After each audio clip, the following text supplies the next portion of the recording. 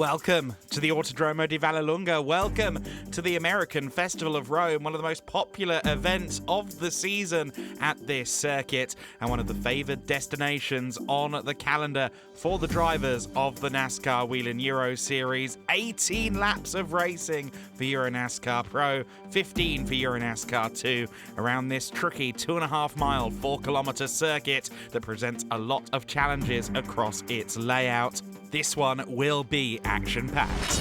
The stage is set for EuroNASCAR Pro. I'm here with the championship leader, Vittorio Girelli. You are first after a successful weekend at Valencia and now coming to your home track, Vallelunga, as the championship leader. Must feel amazing, right? Yeah, it feels good. We did a very good job in the first race, but the championship is long. We have a lot of very high-level drivers, high-level teams, so we have to keep on working and get the job done, you know? How is it for you to be at your home race? Is it something special? Does it feel different after the parade at Campagnano di Roma? Yeah, it's so nice because I have so many friends that come and visit me. I think we will be around 300 friends which will come to support. So it is very emotional, but we need to keep the focus for, to deliver a good performance. All right, thank you so much and good luck. Cheers, have fun.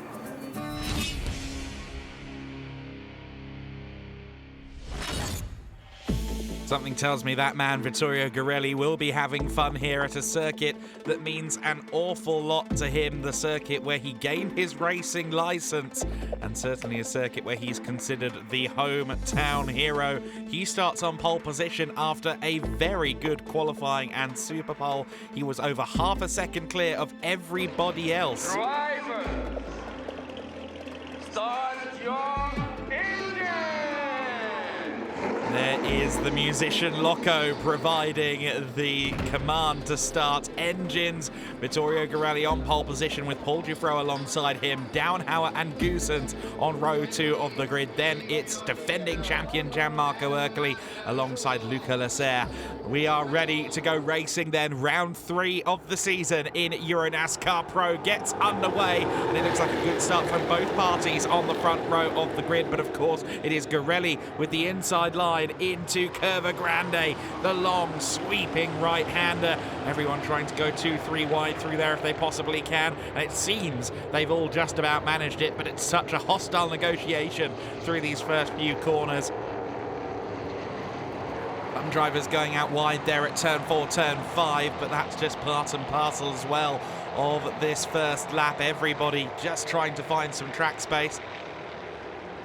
You do have to be careful, however, of track limits. That could be a factor during this one. Ulysse Del So looking to the inside of Martin Dubek there. He's in the number 14 Speedhouse entry, of course. 33 car just ahead of him is his team boss, Luca Lasser. There's Liam Hazeman's looking to the inside of Del So as well. They all stack up through the first corner. Oh, Thomas Tafel into Ryan Vargas there, and lots of other calamities going on further back. Unfortunately, the Double V racing car of Max Maserati there ends up pointing the wrong way, but he gets the car started again. 18 laps of racing then in the EuroNASCAR Pro category. And after the first of them, Vittorio Girelli already in control. He was so good in qualifying in Super Pole here. He has led every session so far this weekend. That combination of Girelli and PK Carsport continues to yield success after a very promising start at Valencia. Of course, leads the championship coming out of the circuit. Ricardo Tormo, our first destination of the season. Mark Goosens had a good qualifying. He's up there in 4th place for Team Blake Molan.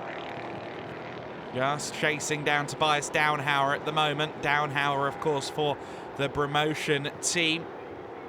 And then it's Gianmarco Ercoli in 5th position. The defending champ would love to get on the podium here. Of course, this is his home race just as much as it is Vittorio Girelli's. But at Valencia, it didn't seem the Cal Racing driver quite had the ultimate pace versus some of the other drivers you'd mark down as championship contenders. Al Racing's car, though, to the inside. The number 54 through into 4th place there. Mark Goossens was fair enough there. Didn't try and turn in and make it difficult. Of course, yellow, though, is out. Now, why is it out?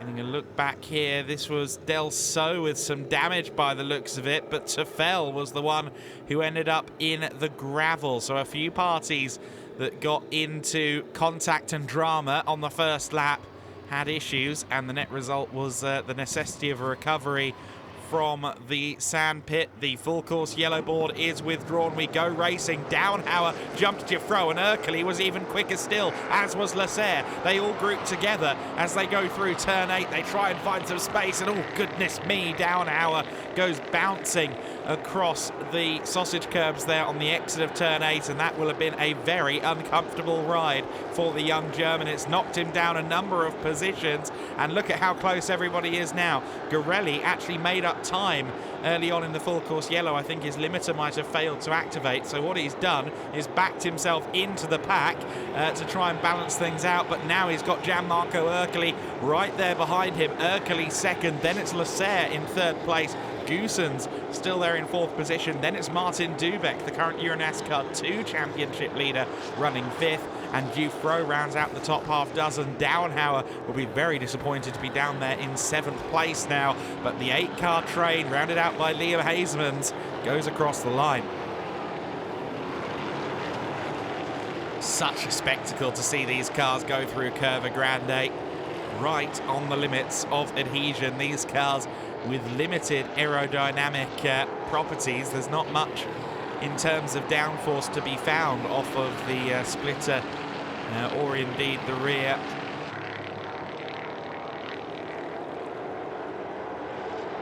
It's a very difficult car to drive, a very difficult car to master. And around these corners at Vallelunga, especially the faster ones, you really do have to seesaw at the wheel, but Vittorio Garelli has it down to an art at the moment. However, Gianmarco Erkeli and Luca Lasser definitely staying with him now.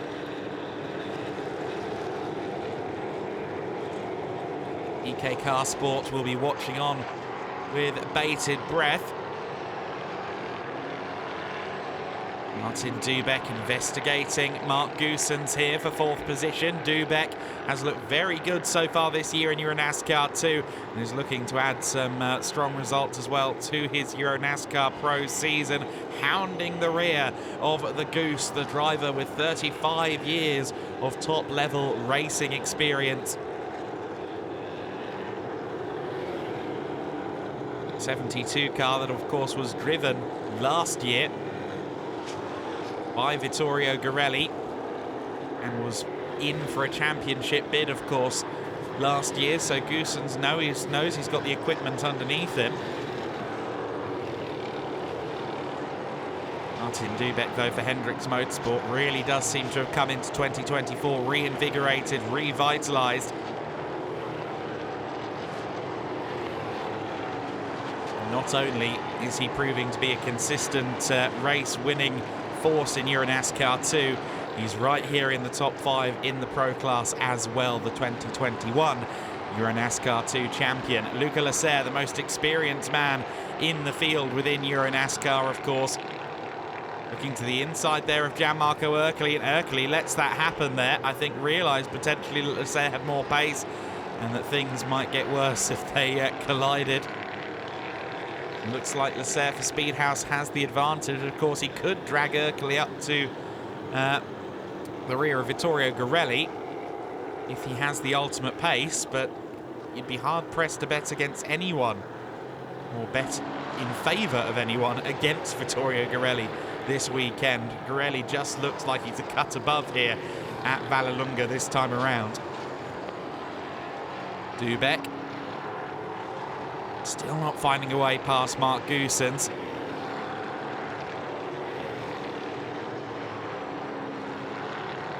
Hendricks Motorsport, I think, very happy with the progress of both Dubeck and Hasemans so far this year. Of course, Hasemans took a victory at Valencia. He won race 2 at the weekend there. Oh, that's a big dive from Martin Dubeck. He just about got it stopped You saw there the rear end of the car getting all kinds of wayward under braking. Over the curbs they go. Through 13 and 14. There is the 24 car though. Girelli has had a sensational race at the front of the field, and the home fans will love to see him taking the checkered flag. There are a few penalties post-race though. Urkeli and Dubek round out the overall podium. Lasser, one of a few drivers who had a penalty for various transgressions. For him it wasn't track limits, it was contact. Contact with Tobias Downhauer.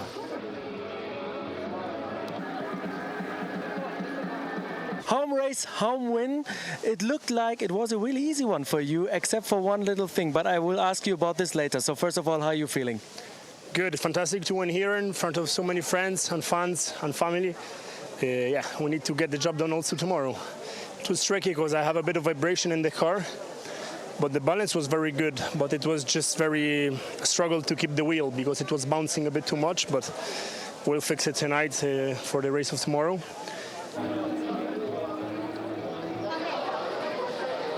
Gianmarco, you wanted to go on the podium, you wanted to gain some positions, and you did it. How was the race for you? I'm happy to return to the podium in this race. It's important for me and for the team because in the last race we don't have the correct speed. Today I try to take the lead, but Vittorio have another speed than me. But we work for reduce the gap, and time to time the championship is long. Before the race I show you, so don't worry. We play all in the end of the year. It's an unexpected podium potentially then, with a few track limits penalties, but celebrations all round from our drivers. Gianmarco Urkeli wants to go one better. Junior Trophy classification going to Paul Giuffreau. Haismans and Vargas rounding out that podium, and Riccardo Romagnoli with a strong first race of the weekend. EuroNASCAR 2, of course, also on the menu for the fans, all of whom love this Americana-fueled motor racing action. We are ready for EuroNASCAR 2. I'm here with Martin Dubek, the championship leader in EuroNASCAR 2. It was a very, very interesting weekend in Valencia, right? Yeah, it was the last race in EuroNASCAR Pro. Big crash after the start, so my car was totally crashed, so we had to do the new car, almost new one. And I think my team did a really good job, because now in the first practice EuroNASCAR 2 we won, so I think that they did a good job, and they fixed the car, so everything is good now. I have to talk about the incident with your teammate Jill Linster again. Did anything change within the team since then? We talk about it, but nothing changed. I hope that we both know what happened there, and we will see. But nothing wrong. We are still teammates and good relationship, so I think that everything is good. All right, thank you so much, and enjoy your ice cream. Thank you.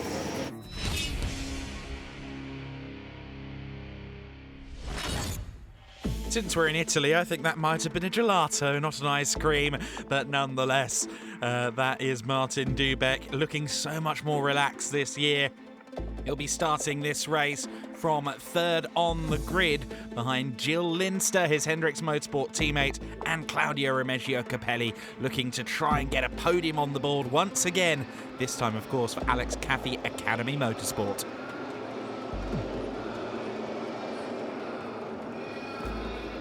So then the EuroNASCAR 2 race is about to get started. It's Linster and Capelli on at the front row. Dubek there from row number 2. Can he show some of the potential we saw from the car in practice? Linster and Capelli side by side through Curva Grande. Can Capelli hold on around the outside? Yes, he can. Claudio Remeggio Capelli with a nose ahead, but Linster still on his inside. They go through turn 4 and turn 5. They need to be careful of the pinch point here at this corner. And it is still side by side. Oh, contact between them. Oh, and Capelli loses it on the sausage curb. He ricochets into Patrick Schauber. Oh, no, that's clearly going to be a delay to the race with that one. Safety car will no doubt come out. Getting a view of it here from Martin Dubek's perspective. Now let's try and figure out exactly what happens. They're still side by side through 4 and indeed into turn 5. Oh, and Linster lost it there. And that was really no fault of Claudio Remeggio Capelli. Patrick Schauber's car will also be torn up. Jack Davidson did a great job of avoiding in his Lux Motorsport machine the pink GT Omega back car, but unfortunately he's now right there towards the rear end of the field. He'll have some work to do then, but Martin Dubek gets the best launch as we resume racing. It's Dubek who gets into the lead then. Linster was caught napping, and Dubek is your leader. Martin Dubek ahead of Linster, ahead of Tefel, your top 3. Now, has Dubek got the pace to now build a lead? It's side by side for 4th position. Oh, a bit sideways and wayward further back, and it seems as though Victor Neumann has a damaged car there. Is that suspension damage? Is that a puncture? I'm not sure. But in the back of shot there, Neumann, unfortunately, in the 47 Marco Stipp Motorsport car, brings out a full course yellow. Turn 4, turn 5 seem to be the drama spots, and well, Neumann justifiably upset that his race has come to an end early. Full course yellow means everyone is idling on the limiter, but we are now back to green flag conditions on lap 6 of the race. Dubek, Linster, 1-2, and now a little way away from the rest of the field, so it could be a one-on-one scrap here. Of course, Linster with a bit less mileage today because he only races in EuroNASCAR 2, whereas Dubek has already been in EuroNASCAR Pro. But of course, it also means Dubek has already put a full race shift in behind the wheel of these cars. Tefel, Giussani fighting it out for 3rd place. Well, Simone Giussani with experience of this circuit. It is his first season in EuroNASCAR, but he's previously run this track in Legends. Tefel, in his 2nd year of EuroNASCAR competition, the improvement curve was clear to see across 2023. Did a lot of testing in Iberia during 2024, and that really looked to be coming up trumps in Valencia, a circuit that he did do a fair bit of mileage in open testing. It does seem that it's translated as well to Vallelunga, because he didn't test here over the winter, but he's doing well at the wheel of the Race Art Technology number 34 car right now. The Swiss racer, former two-wheeler, of course. He seems to be gelling with this style of racing. Always looks so delighted when he gets those results. At the moment, he's on for an overall podium, which would certainly be something he would enjoy. Meanwhile, Martin Dubek is pulling away at the front of the field. Linster, granted, only a few car lengths back, but the gap seems to be growing and growing further. Chrysonis and Reberg fighting it out for 5th position. Thomas Chrysonis on for a very good result here. He gets it done at turn 11. The Greek racer looking stronger than ever this year in the Marco Stipp Motorsport number 46. And Julian Reberg, a very promising youngster. His 2nd weekend of EuroNASCAR came in through the Young Driver Recruitment Program. Is maybe slightly further up the order than his pace would have you believe, given the dramas in the first stage of this race, but still fighting out for these positions. He's now being chased by Florian Richard, another rookie. He, of course, in the Speedhouse 33 car. Behind them is the 88 Roberto Benedetti at the wheel of that one. And there's been a shuffle up here. Giussani now ahead of Tefel.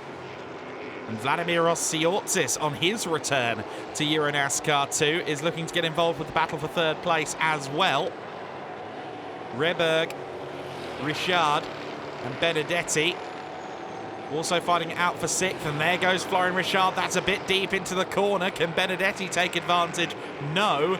But Florian up to 6th place, and look who's getting involved as well now. Closing in at a rate of knots is Jack Davidson. The Scot in his sophomore season in the NASCAR Wheel and Euro Series. Oh, Richard there, that was a bit messy. Oh no, that's a bit too much contact. Richard and Rieberg getting into it with each other. Benedetti still trying to investigate his way by. Here goes Jack Davidson. Davidson up into 8th position, but with those two cars up ahead, now carrying war wounds, Davidson may yet be able to leapfrog his way up to 6th place without too much effort, because that splitter damage on Florian Richard will certainly make a difference. Julian Rieberg may have a bit less confidence in the car. Maybe the suspension could be slightly out of line now as well after that contact. Richard and Rieberg going at it again now. Rieberg gives him a wide berth. Florian Richard gets through. And Jack Davidson still looking for a way by if he possibly can. Davidson in the slipstream of Julian Rieberg. Not quite brave enough on the brakes into the long sweeping bend known as Campagnano. But he does manage to find the inside line coming out of the corner. A little bit of a slide there. Stifled his momentum a little bit. Here's your battle for third then. Giussani, Tefel, Siortzis. Fighting it out, and then it's Chrysonis behind them in 6th place. So that battle would have been for 7th, I believe, actually, that we were watching further back. Meanwhile, Tefel, oh, that was too deep into the corner. Siortzis allowing him through. Or rather, Siortzis being allowed through. Here comes Tefel looking to the outside line, and that's very late on the brake. Surely he can't get that stopped. Somehow he does. Thomas Tefel takes Giussani and Siortzis at the same time. Just a few hundred meters removed from an error under braking. He absolutely nails it around the outside. Thomas Chrysonis now trying to go around the outside of Siortzis as well for 5th position. He's got a nose ahead. He might just be able to do it, you know. Siortzis cuts back to the inside line, but looked like the rear was locking up on him there. And Siortzis may have to settle for 6th place, not what he'd have wanted on his return to the NASCAR Wheel and Euro Series. But here comes Martin Dubek. As with Valencia, race 1 has been a showcase for Martin Dubek. He will further his championship lead with that result. Linster and Tefel rounding out the top 3. Unfortunately, Giussani had a track limits penalty, but that promotes Chrysonis and Siortzis. Celebrations for Hendrix Motorsport. I have no words. Good. I'm really happy. This was easy, but we found a really good setup. And yeah, some mistakes during quali, but in EuroNASCAR Pro I did start from P9, I did P3 and it was quick. Now again, I'm a little bit disappointed about the start because there was just the green flag. I didn't see the lights, but spotter told me that it was good, so everything's fine and I'm really happy for that. Thomas Tefel delighted with his podium. I'm with Thomas Toffel, and I think with the move you made, overtaking 2 at 1 corner, this was one for the highlight reel of the full year already, right? I hope. No, I have a little bit luck, and I also know that Giussani have a penalty, and you have some pain at the end of the race. So that was the good opportunity to pass. Julian Rieberg taking the win then in the Rookie Trophy classification. Benedetti ahead of Mikael Bleekemolen in the Legend Trophy classification. Ariana Casoli winning in Lady Trophy. That concludes then the Saturday here at the American Festival of Rome, but Vallelunga has so much more action to look forward to as we go racing once again in the NASCAR Wheel and Euro Series on Sunday. Round 4 of the season coming up soon.